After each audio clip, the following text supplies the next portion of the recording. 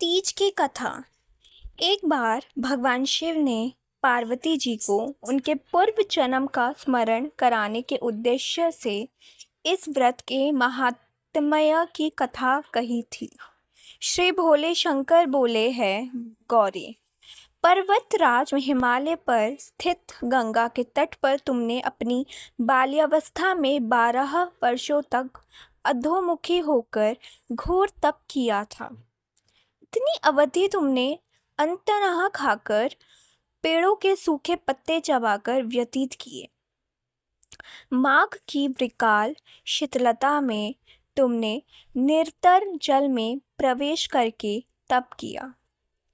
वैशाख की जला देने वाली गर्मी में तुमने पंचाग्नि से शरीर को तपाया। श्रावण की मूसलाधार वर्षा में खुले आसमान के नीचे बिना अंतर जल ग्रहण किए समय व्यतीत किया। तुम्हारे पिता तुम्हारी कष्ट साध्य तपस्या को देखकर बड़े दुखी होते थे। उन्हें बड़ा कलेश होता था।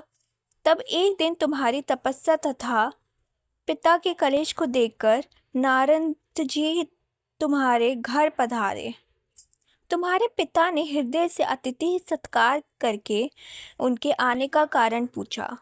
नारद जी ने कहा, गिरिराज, मैं भगवान विष्णु के भेजने पर यहाँ उपस्थित हुआ हूँ। आपकी कन्या ने बड़ा कठोर तप किया है। इससे प्रसन्न होकर वे आपकी सुपुत्री से विवाह करना चाहते हैं। इस संदर्भ में आपकी राय जानना चाहता हूँ।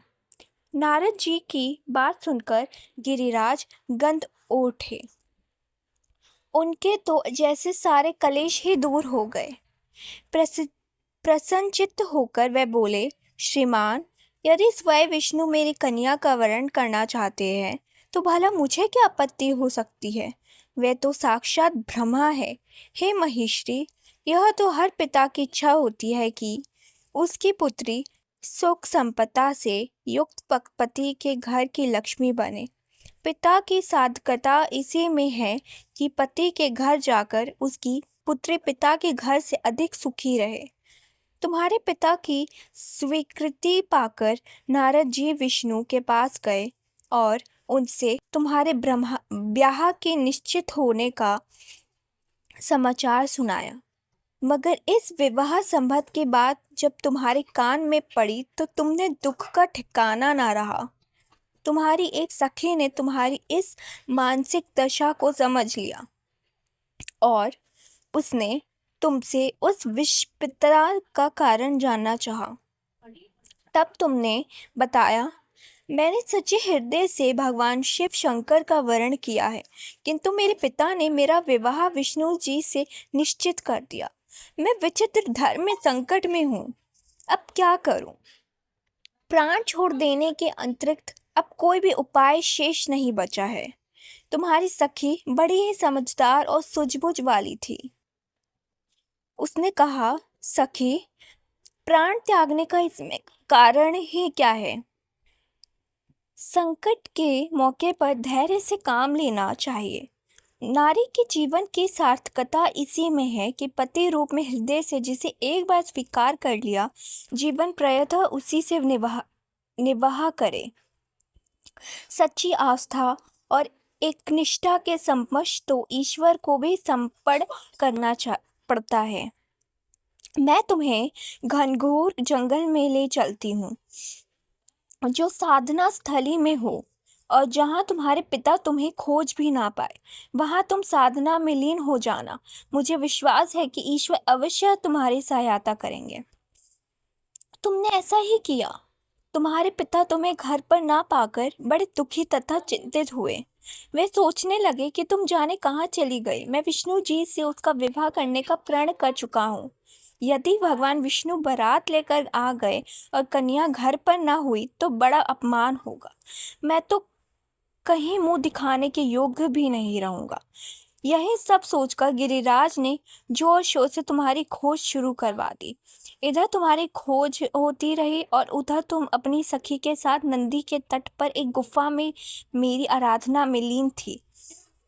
भाद्रपद शुक्ल तृतीया को हस्त नक्षत्र था। इस दिन तुमने रेत के शिवलिंग का निर्माण करके व्रत किया। रात भर मेरी स्तुति के गीत गाकर जागी।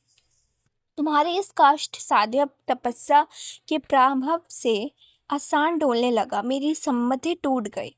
मैं तुरंत तुम्हारे समक्ष जा पहुंचा और तुम्हारी तपस्या से प्रसन्न होकर तुमसे वर मांगने के लिए कहा। तब अपनी तपस्या के फलस्वरूप मुझे अपने समक्ष पाकर तुमने कहा, मैं हृदय से आपको पति के रूप में वर्ण कर चुकी हूँ। यदि आप सचमुच मेरे तपस्या से प्रसन्न होकर आप यहाँ पधारे हैं तो मुझे अपनी अर्धांगिनी के रूप में स्वीकार कर लीजिए।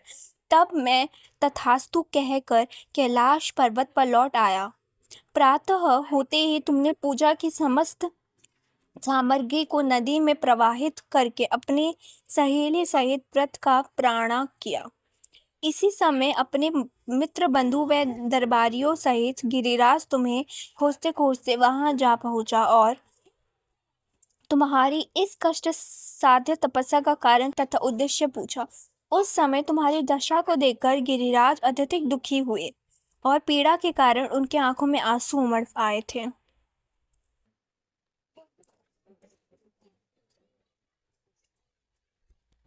तुमने उनके आंसू पोंछते हुए विनम्र स्वर में कहा, पिताजी, मैंने अपने जीवन का अधिकार समय कठोर तपस्या में बिताया है। मेरी इस तपस्या का उद्देश्य केवल यही था कि मैं महादेव को पति के रूप में पाना चाहती थी। आज मैं अपनी तपस्या की कसौटी पर खरी उतरी चुकी हूँ। आप क्योंकि विष्णु जी से मेरा विवाह करने का निर्णय ले चुके थे, इसलिए मैं अपनी आराध्या की खोज में घर छोड़कर चली गई। अब मैं आपके साथ इसी शर्त पर घर जाऊंगी कि आप मेरा विवाह विष्णु जी से ना करके महादेव जी से करेंगे। गिरिराज मान गए और तुम्हें घर ले गए। कुछ समय के पश्चात शास्त्रोक्त विधि विधान पूर्वक उन्होंने हम दोनों को विवाह सूत्र में बांध लिया। हे पार्वती, हे भाद्रपद की शुक्ल तृतीया को तुमने मेरी आराधना करके जो व्रत किया था, उसी के फल स्वरूप मेरा तुमसे विवाह हो सका।